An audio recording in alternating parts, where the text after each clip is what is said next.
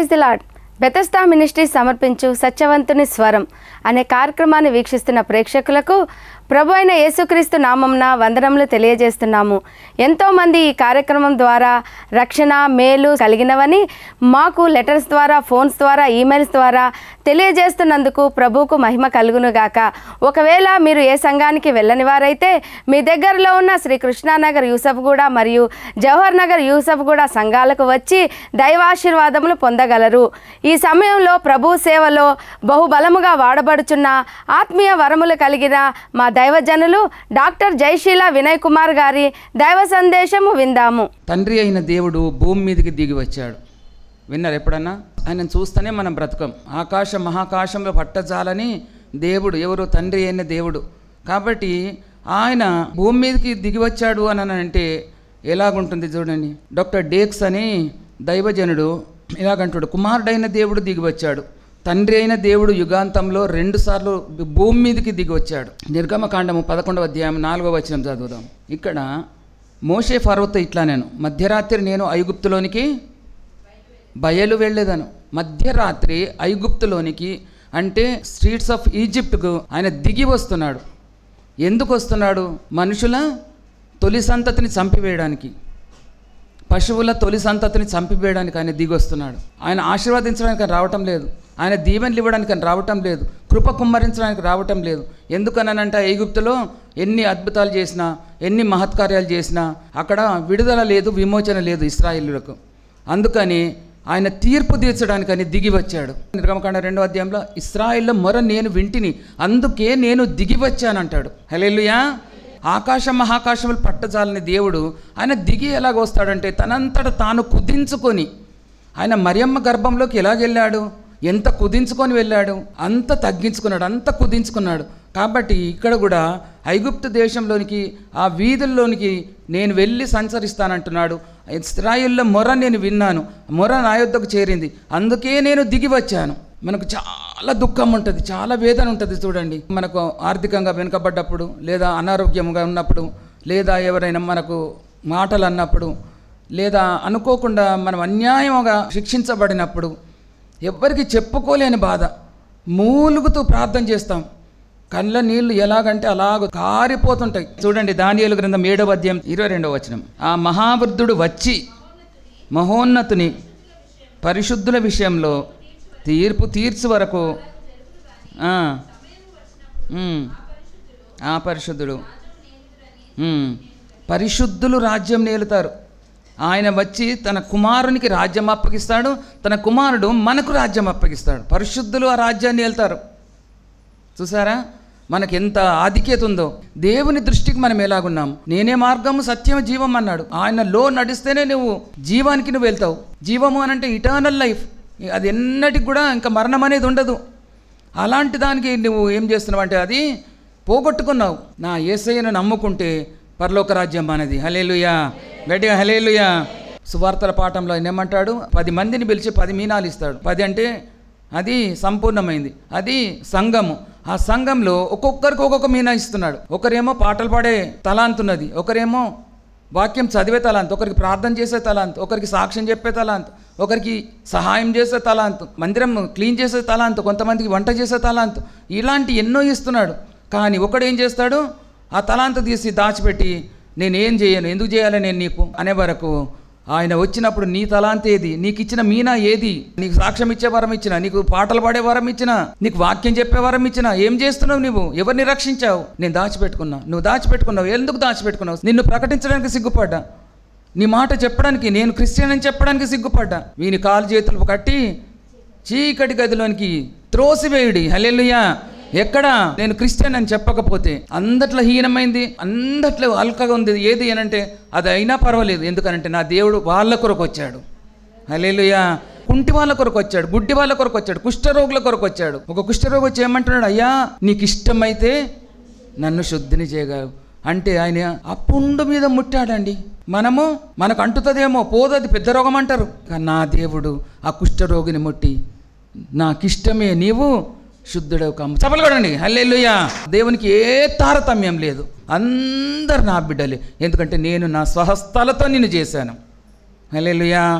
అందుకని ఎప్పుడైతే మనకు రాజ్యం అప్పగిస్తాడో 1000 ఏళ్ల పరిపాలన మనతోనే స్టార్ట్ అవుతుంది. దేవుడు మనకు ఆజ్ఞాపిస్తాడు.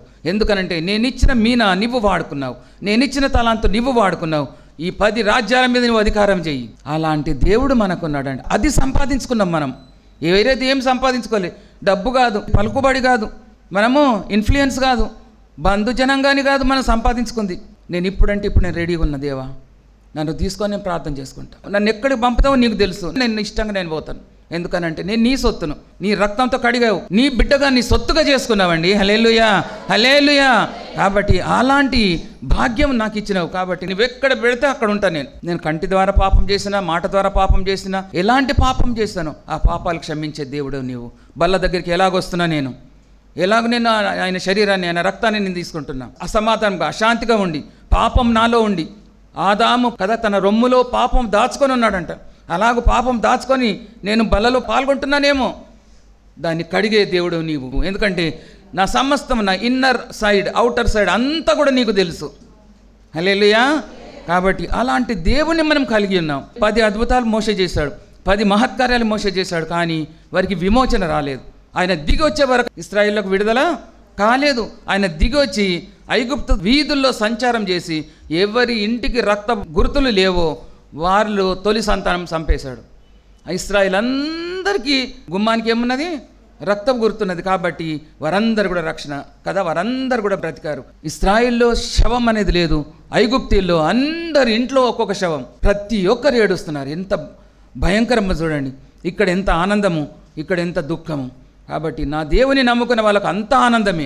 కొద్ది కాలమే మనం ఇక్కడ దుఃఖం అనుభవిస్తాం, కానీ 1000 ఏళ్ల పరిపాలనలో నీ అంత సంతోషమైన మనిషి ఇంకెవరు లేరని దేవుడు మనతో మాట్లాడుతున్నాడు. హల్లెలూయా. 1 కొరింథీ 15:24 రెండవసారి ఎప్పుడు వచ్చిండు?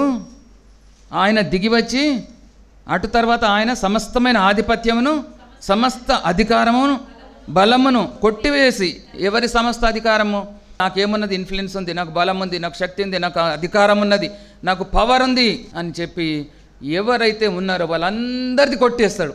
కొట్టివేసి రాజ్యాన్ని తీసి తన తండ్రికి అప్పగిస్తాడు. అప్పగిస్తే మనం చూస్తే ప్రకటన గ్రంథంలో ఆ రాజ్యము యేసు ప్రభు ఎప్పుడైతే ఆయన సిలువలో చనిపోయి ఆయన గెలిచి ఆయన రాజ్యాన్ని తీసి తండ్రికి అప్పగిస్తాడో, తిరిగి ఆయన అప్పుడు రాజ్యమును శక్తియు నా ప్రభువుదాయనని ఉన్నదండి అక్కడ. హల్లెలూయా. ఎవరిదైంది? యేసు ప్రభుకు రాజ్యము, శక్తి, బలము అన్నీ కూడా ఆయన పొందుకుంటాడు. ఎందుకు అని అంటే ఆయన సమాధిని గెలిచాడు, ఆయన చనిపోయాడు. మరణము అందరికి ఉన్నది, యేసు ప్రభు కూడా ఉన్నది. అందరు చనిపోవలసిందే. చనిపోయి మన పాపంలన్నీ కూడా కప్పివేసి మనం యేసు ప్రభు వలె మనం తిరిగి లేస్తున్నాం, పరిశుద్ధులుగా లేస్తున్నాం, ఆయనతో ఉండడానికి లేస్తున్నాం మనం. అందుకని పరిశుద్ధులే లేస్తున్నారు, పరిశుద్ధులు కానోళ్ళు ఇవ్వటం లేదు. తర్వాత ఏమంటున్నాడంటే తన శత్రువులను తన పాదముల క్రింద ఉంచు వరకు ఆయన రాజ్య పరిపాలన చేయుచుండాలి. తన శత్రువులు అంటే సాతాను అనుచరులు ఆయన పాదముల క్రిందికి రావాలా. అప్పుడు విగ్రహారాధకులు, అప్పుడు అబద్ధాలు ఆడేవాళ్ళు, అప్రమాణికులు, వాళ్ళందరూ కూడా ఎక్కడికి వస్తారు? తన శత్రువులందరూ నా పాదపీఠం కింద ఉంచు వరకు నీవు పరిపాలన చేయుచుండాలి. ఎవరు? యేసు ప్రభు. తన శత్రువులందరూ ఆయన పాదపీఠం వరకు, ఆయన పాదం పీఠం వరకు ఉంచాలంటే మనము కూడా ఆయనతో కూర్చుంటున్నాం. మన పాదంల క్రిందికి వచ్చేస్తున్నారు ఈ వాళ్ళందరూ. హల్లెలూయా. ఎంత ధన్యత ఇస్తున్నాడు చూడండి. మన పాదంల క్రిందికి వీళ్ళందరూ కూడా ఎంతెంత గొప్ప గొప్ప మహాసింహాసనములు కూర్చొని 10 తరముల వరకు తరగని ఆస్తులు సంపాదించి పెట్టుకున్న వాళ్ళందరూ కూడా ఇక్కడేమైనా అయిందంటే పోయి ఫారెన్లో ఉంటా, అక్కడేమైందంటే ఇక్కడికి వస్తా. ఒక్క క్షణంలో పోయే ప్రాణం కొరకు ఇంత తంటాలు ఎందుకు? ఇక్కడ తంతే అక్కడ, అక్కడ తంతే ఇక్కడ. హల్లెలూయా. కాబట్టి అక్కడ ఉండకుండా ఏం చేస్తున్నాడు అనంటే దేవుడు తన పాదముల కింద ఉంచుతున్నాడు. మన శత్రువులను మన పాదముల కిందకి తీసుకొని వస్తున్నాడు. తండ్రి అయిన దేవుడు కుమారునికి అనుగ్రహిస్తే కుమారుడైన దేవుడు మనకు అనుగ్రహిస్తున్నాడు. అంత నమ్మకంగా నువ్వు కుమారుని అంటే పెట్టుకొని ఉండాలి. చప్పలు కొట్టిన స్తోత్రాలు చెల్లిస్తాం. హల్లెలూయా. దేవునికి స్తోత్రం. ప్రకటన 21:1 దేవుని నివాసము మనుషులతో కూడా ఉన్నది, ఆయన వారితో కాపురముండును, వారాయన ప్రజలయ్యుందురు. దేవుడు తానే వారి దేవుడయ్యుండి వారికి తోడయ్యుండును. చూడండి. హల్లెలూయా, హల్లెలూయా. అంతటా నేను క్రొత్త భూమిని క్రొత్త ఆకాశంను చూచితిని. పాత భూమి గతించిపోయాను, ఆకాశం లేదు, భూమి లేదు. ఏమైంది అని అంటే చాలా జాగ్రత్తగా వినాలి. పైనున్న యెరూషలేము అక్కడ క్రిందికి వచ్చేసిన తర్వాత దేవుని నివాసం ఎక్కడుంది? నూతనమైన యెరూషలేము అనే పరిశుద్ధ పట్టణము తన భర్త కొరకు అలంకరింపబడిన పెండ్లి కుమార్తె వలె సిద్ధపడి పరలోకమందున్న దేవుని యొద్ద నుండి దిగివచ్చుట సూచితని. పరిశుద్ధమైన యెరూషలేము అంటే సంఘము, పరిశుద్ధులు ఎవరెవరైతే యేసుప్రభుతో ఉన్నారో ఆయన రెండవ రాకడలో ఆయన దిగొస్తున్నాడు, వాళ్ళందరూ కూడా ఆయనతో దిగొస్తున్నారు. ఆ పరిశుద్ధ యెరూషలేము తన భర్త కొరకు అలంకరింపబడిన పెండ్లి కుమార్తె వలె సిద్ధపడి పరలోకమందున్న దేవుని యొద్ద నుండి దిగివచ్చుట సూచితిని. కాబట్టి భూమి మీద ఏముంది? పరిశుద్ధమైన పరలోక రాజ్యం, పరిశుద్ధులే ఉన్నారు, పరిశుద్ధ సంఘమే ఉన్నది, యేసుప్రభువే దిగొచ్చాడు. హల్లెలూయా. అందుకని ఇంకా పాతదేమీ లేదు. పాత భూమి పాత ఆకాశం గతించిపోయింది, క్రొత్త ఆకాశం క్రొత్త భూమి, తర్వాత పరలోకమందున్న పరిశుద్ధులందరూ దిగవచ్చుట నేను సూచించిన వారు తన భర్త కొరకు అలంకరించుకున్నారంట. ఎంత మర్మమంది చూడండి. ఏమైతుంది ఇక్కడ? క్రొత్త ఆకాశం క్రొత్త భూమి చూస్తా అంటున్నాడు, కానీ ఇక్కడ భూమి ఏమైంది? మొదటి పేతురు గ్రంథంలో ఉన్నది అది, మిక్కిలి వేండ్రంతో లయమైపోయినాయని. అక్కడ లేవు అవి. అందుకని పరలోకం నుండి ఉన్న ఆ భూమి ఇక్కడికి వచ్చేసింది, అంటే ఆ పరలోకమే ఇక్కడికి వచ్చేసింది, సంఘమే ఇక్కడికి వచ్చేసింది. తర్వాత అప్పుడు ఇదిగో దేవుని నివాసము మనుషులతో కూడా ఉన్నది. అప్పుడు దేవుడు మనతో పరిశుద్ధులతో నివసిస్తున్నాడు. మనము పరిశుద్ధులంటే మనతో నివసిస్తున్నాడు, మన మధ్య నివసిస్తున్నాడు, మనలో నివసిస్తున్నాడు. హల్లెలూయా, గట్టిగా హల్లెలూయా. ఆయన వారితో కాపురముండును, వారు ఆయన ప్రజలయ్యుందురు, దేవుడు తానే వారి దేవుడయ్యుండి వారికి తోడయ్యుండును. 4వ వచనం, ఆయన వారి కన్నుల ప్రతి బాష్ప బిందువును తుడిచివేయును, మరణమిక ఉండదు, దుఃఖమైనను ఏడుపైనను లేదు, వేదనైననిక ఉండదు, మొదటి సంగతులు గతించిపోయి ఉన్నవి. మొదటి సంగతులు గతించిపోయినవని సింహాసనంలో నుండి స్వరం వస్తుంది. సింహాసనం మాట్లాడుతుంది, నీవు కూర్చున్న చైర్ మాట్లాడుతుంది, నువ్వు ఎన్నిసార్లు నిద్రపోయినావు, నీవు కూర్చున్న గోడ మాట్లాడుతుంది, నీవు ఎన్నిసార్లు దానికి ఆని నిద్రపోయినావు, లేదా నువ్వు ఎక్కడ ఏం ఆలోచిస్తున్నావు, ఇదో నువ్వు వాక్యం చెప్తుంటే వింటలేరని, పిల్లలతో ఆడుతున్నారని, బయటకు వెళ్ళిపోతున్నారని, మధ్యలోకి వస్తున్నారని, తర్వాత సెల్ ఫోన్లతో ఆడుతున్నారని, నీవు కూర్చున్న స్థలము ఇప్పుడు ఇక్కడ సింహాసనంలో నుండి స్వరము చెప్పుట వింటిని. లూకాసు వార్త 7వ అధ్యాయం 15-16. నాయను విధ్వరాలు, యవనస్తుడు చనిపోయాడు, విధ్వరాలు ఏడుస్తున్నది.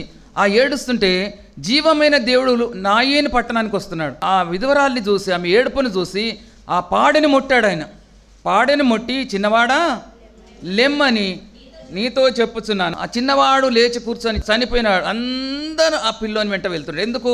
యవనస్తులు చనిపోతే చాలామంది పోతారు సమాధికి. ఆ విధవరాలకి ఇంకా ఎవరు కూడా ఆసరా లేడు, తోడు లేడు.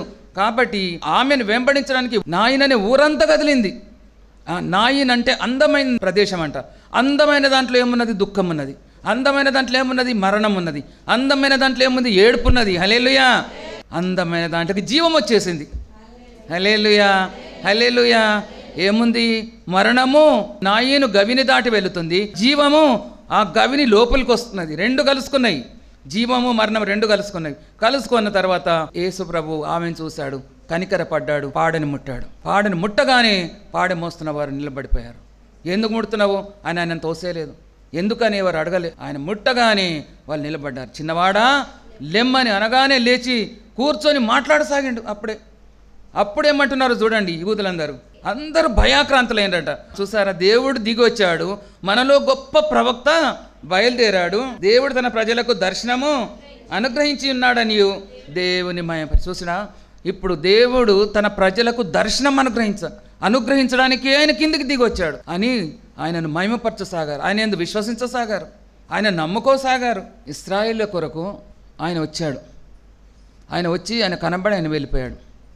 ఐగుప్తు దేశంలో వాళ్ళందరినీ చంపిండి వెళ్ళిపోయాడు. ఎవరైనా చూసారా? అర్ధరాత్రి ఆయన దిగి వచ్చి అందరినీ చంపాడు. కానీ క్రొత్త నిబంధనలో ఆయన వచ్చాడు.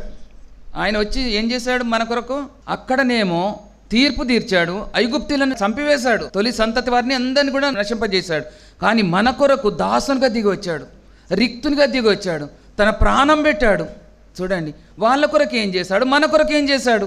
చాలా జాగ్రత్తగా వినండి. మనం ఎంత ధన్యులమో వినండి. మనం చాలా ధన్యులం. ఇశ్రాయేలు కొరకు ఏం చేశాడు? తొలి సంతతిని చంపివేశాడు, తీర్పు తీర్చాడు ఇశ్రాయేళ్లకు. అంటే ఐగుప్తులకు తీర్పు తీర్చాడు. ఇశ్రాయేలుని విడుస్తలేరు కాబట్టి ఐగుప్తులకు తీర్పు తీర్చాడు. కానీ మన కొరకు దిగి వచ్చాడు, అన్యుల కొరకు దిగి వచ్చాడు, నూతన నిబంధనలు దిగి వచ్చాడు, ఈ యుగాంతమందు దిగి వచ్చాడు. హల్లెలూయా, హల్లెలూయా. కాబట్టి ఈ యుగంలో ఆయన దిగి వచ్చి ఏం చేస్తున్నాడు అని అంటే, నీ కొరకు నా కొరకు దాసుని స్వరూపం రిక్తుడై వచ్చాడు, నీ నా స్వరూపం ధరించి వచ్చాడు. నీతో నాతో మాట్లాడడానికని వచ్చాడు, అందరి బాధలు తీర్చడానికని. కుంటివారిని, గుడ్డివారిని, కుష్ఠరోగులను అందరినీ కూడా ఆయన ముట్టి బాగు చేశాడు. అప్పుడు ఓ కుష్ఠరోగి అంటున్నాడంట, మేము కూడా అదృష్టవంతులమ్మా, ఎందుకనంటే మా దగ్గరకు వచ్చినావు. వాళ్ళు ఎక్కడ ఉంటారు కుష్ఠరోగులు? ఊరు బయట, ఇక్కడ గుహల లోపల. వాళ్ళు ఎవరైనా మనుషులు వస్తున్నారంటే రావద్దు రావద్దు రావద్దని వాళ్ళు ఏం చేస్తారనంటే, మేము ఇక్కడ ఉన్నాము, మేము అపవిత్రులము అని అరవాలా, పై పెదవి కొరుక్కుంటా. అంటే అంత భయంకరమైన పాపలు అన్నట్టు వాళ్ళు. యేసు ప్రభు వారి దగ్గరికి వెళ్ళాడు. వాళ్ళ దగ్గరికి వెళ్తుంటే 10 మంది కుష్ఠరోగులు ఎదురొచ్చేస్తారు.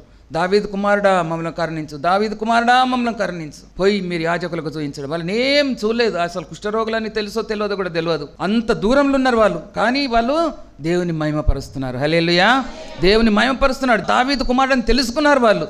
నీవు యేసు అని తెలుసుకున్నావా? ఆయన దావీదు కుమారుడు అని తెలుసుకున్నావా? ఆయన అబ్రహాం సంతానం అని తెలుసుకున్నావా? ఆయన నీ కొరకు నా కొరకు చనిపోవడానికి అని వచ్చినాడు అని తెలుసుకున్నావా? హల్లెలూయా. మరి ఇవన్నీ తెలుసుకుంది ఎలా గుడ్డికున్నాం మనం. దావీదు కుమారుడు మమ్మల్ని కరుణించమంటే వెళ్ళి యాజకులకు చూపించుకోమంటే పరిగెత్తుతున్నారు. ఎన్ని దినాలు పరిగెత్తారో, ఎన్ని నిమిషాలు పరిగెత్తారో, ఎంత టైం తీసుకున్నారో తెలియదు.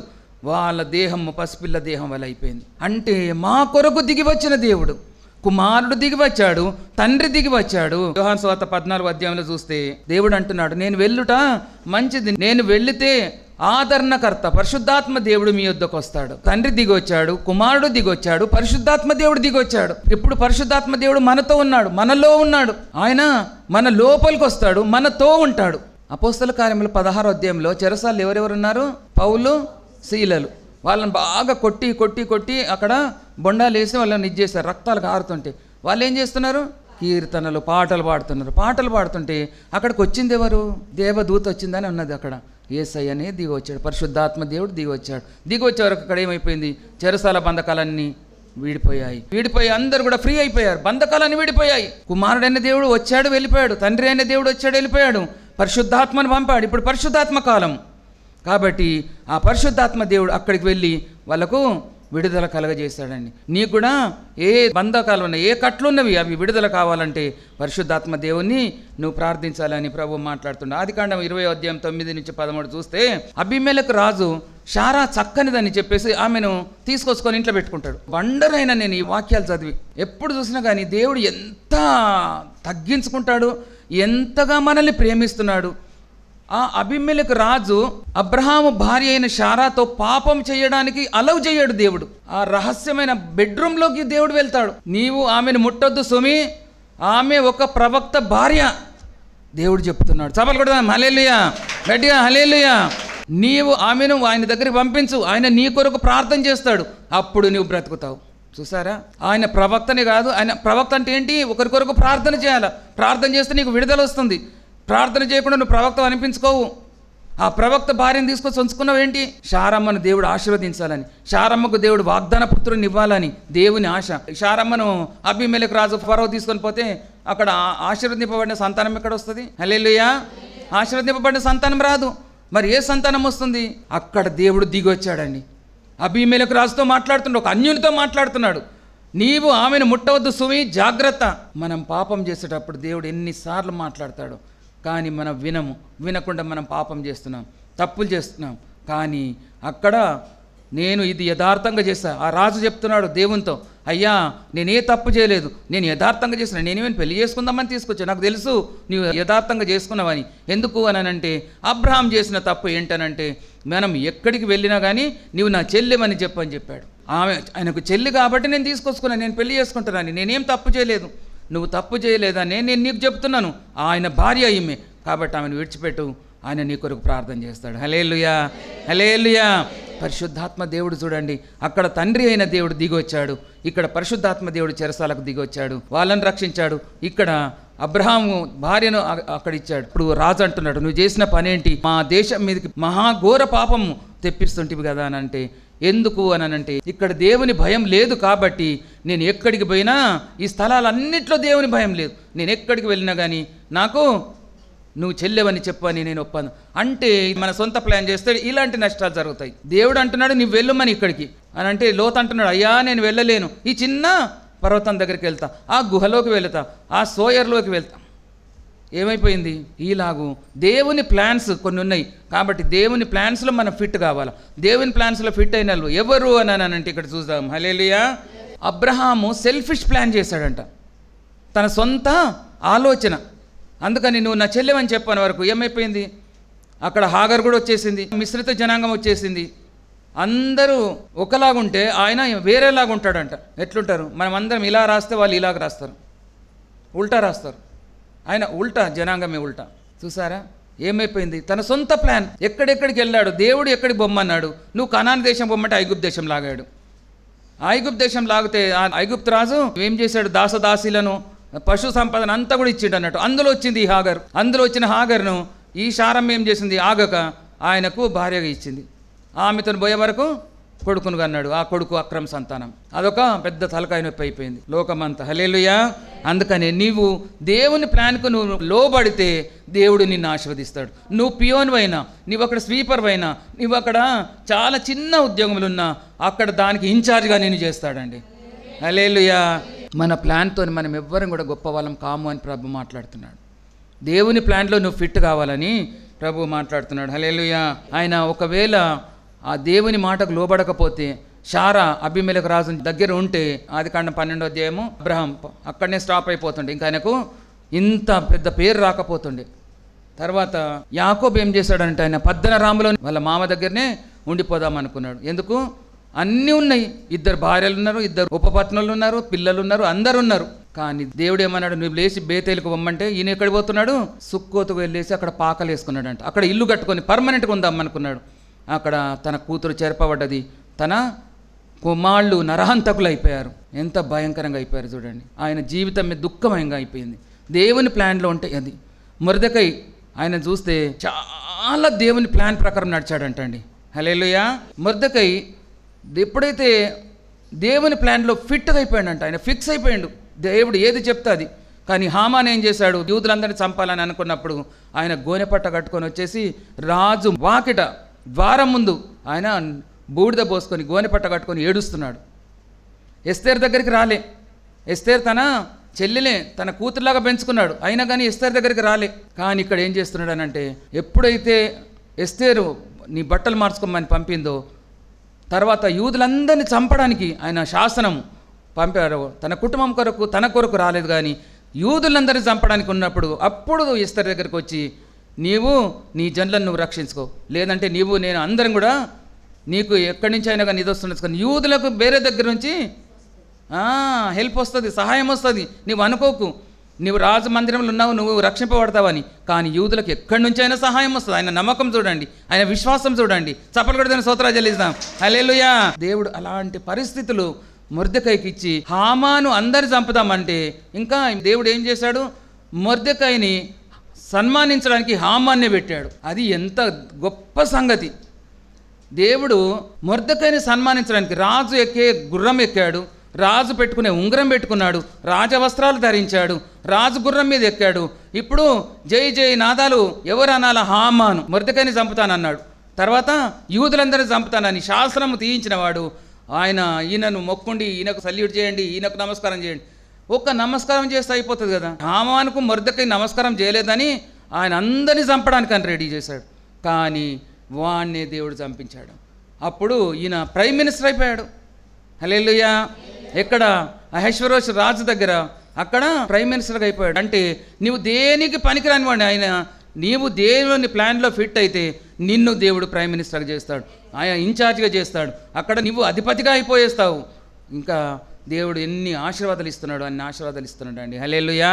ఇలాగూ నువ్వు ఆశీర్వదించబడాలనంటే దేవుని ప్లాన్లో మనం ఫిట్ అవుతున్నామా లేదా? సౌలు కదా అంత ఈ సోది చెప్పేటోళ్ళందరూ వెళ్ళగొట్టి నాకు దేవుడు వరమిస్తలేడు, దేవుడు కనబడతలేడు, దేవుడు మాట్లాడతలేడు అని చెప్పి ఎవరి దగ్గరికి వెళ్ళాడు?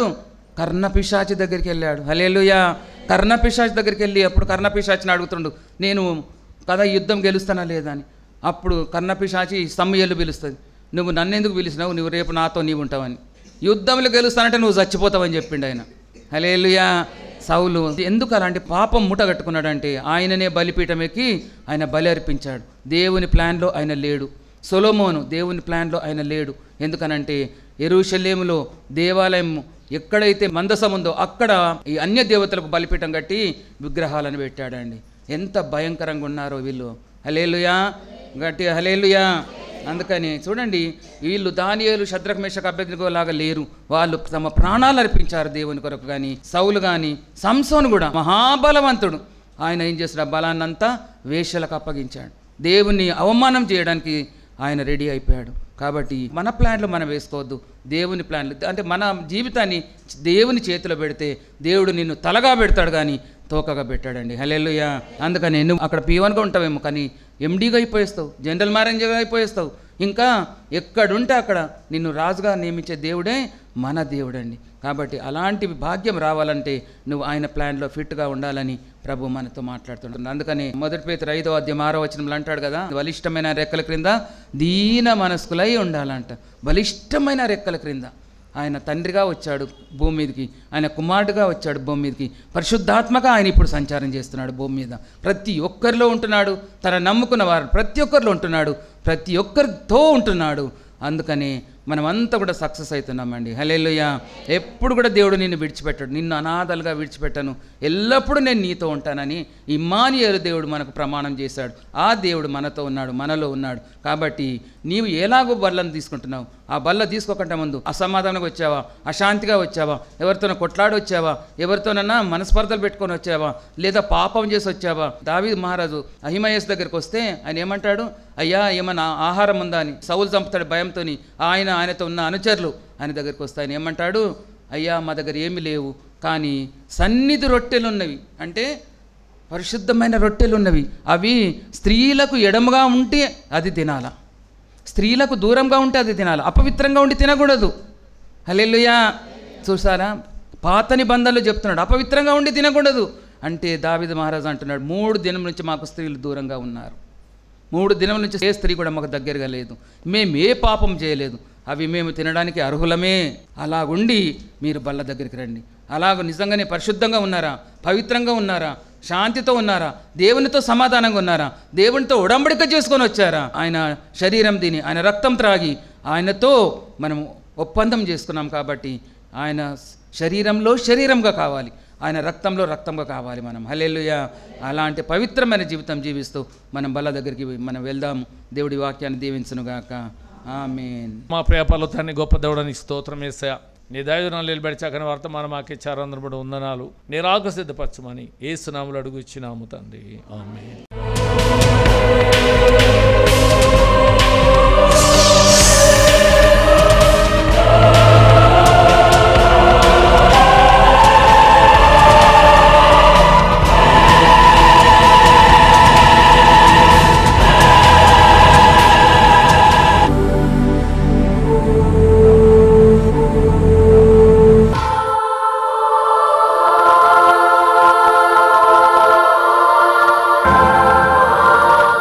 ఇంతవరకు మీరు విన్న ఈ దైవ సందేశం ద్వారా మీరు ఆత్మీయంగా, భౌతికంగా మేలులు పొందారని ఆశిస్తున్నాము. ఈ కార్యక్రమం ఆగిపోకుండా ఇక మీదట కొనసాగించబడాలని మీ ప్రార్థనలో ఎత్తిపట్టి ప్రార్థించండి. మీకేమైనా ప్రార్థన అవసరతలుంటే మమ్మల్ని సంప్రదించవలసిన మా చిరునామా సత్యవంతుని స్వరము, Bethesda ministries, house number 8-3-231/A/304, Srikrishnanagar, Yousufguda, Hyderabad. మా సెల్ నెంబర్ 9346902818 మరియు 8919405778 9347583059. సత్యవంతుని స్వరము మానవాళికి వరము, జీవితాలలో వెలుగును నింపే సుమధుర సునాదము.